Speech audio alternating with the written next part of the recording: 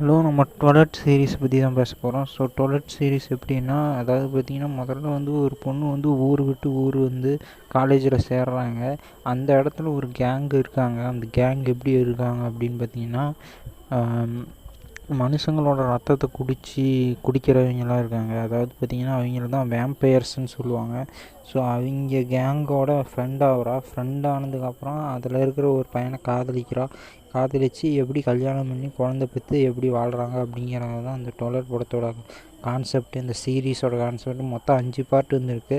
5 பார்ட்டுமே பார்த்திங்கன்னா நல்லாயிருக்கும். First 4 part வந்து பார்த்திங்கன்னா எப்படி இருக்கும் அப்படின்னா காதலிக்கிறது தான் இருக்கும்.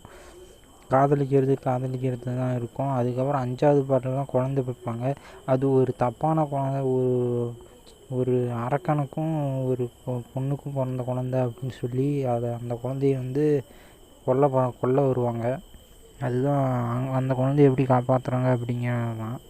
அதான் இந்த படத்தில் வந்து கிறிஸ்டியன் ஸ்டூவர்ட்டுக்கும் ராபர்ட் பேட்டின்சனுக்கும் நடக்கிற அந்த காதல் சீன் வந்து நல்லாயிருக்கும். அந்த ஹீரோயினிக்கு அந்த வேம்பயர் பையனுக்கும் அந்த நார்மல் பொண்ணுக்கும் நடக்கிறது. அதுக்கப்புறம் அந்த பொண்ணு மறுபடி குழந்த பார்க்கும்போது இறந்து போயிடுவாங்க. இறந்து மறுபடியும் அவங்க திரும்ப உயிர் கொண்டு வந்து அவங்க வேம்பயர் வந்து பார்த்திங்கன்னா வேம்பயராகவே அந்த பொண்ணு மறுபடியும் மாறிடுவாங்க.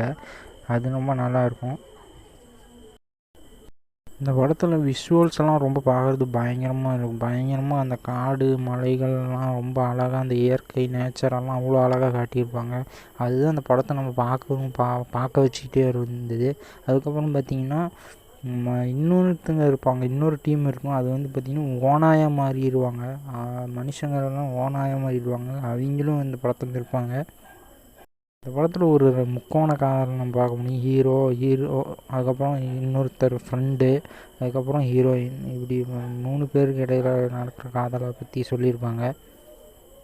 அதுக்கப்புறம் பார்த்திங்கன்னா சைடு கேரக்டரில் 2 பேர்த்தோட லவ் ஸ்டோரி ரொம்ப நல்லாயிருக்கும்.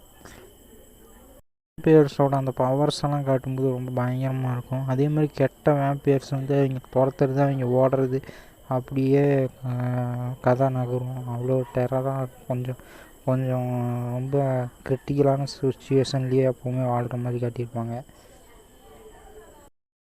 பாய். அதுக்கப்புறம் பார்த்திங்கன்னா அவங்க அப்பா இருப்பார். அவங்க அப்பா வந்து தான் பொண்ணை காணுங்கிற அந்த உணர்ச்சியில் மறுபடியும் கண்டுபிடிச்சதுக்கப்புறம் அவங்க அப்பாவுக்கும் பொண்ணுக்கும் நல்ல ஒரு ரிலேஷன் இருக்கும். ஒரு அப்பா பொண்ணு சென்டிமெண்ட் அந்த படத்தில் ரொம்ப அருமையாக காட்டியிருப்பாங்க.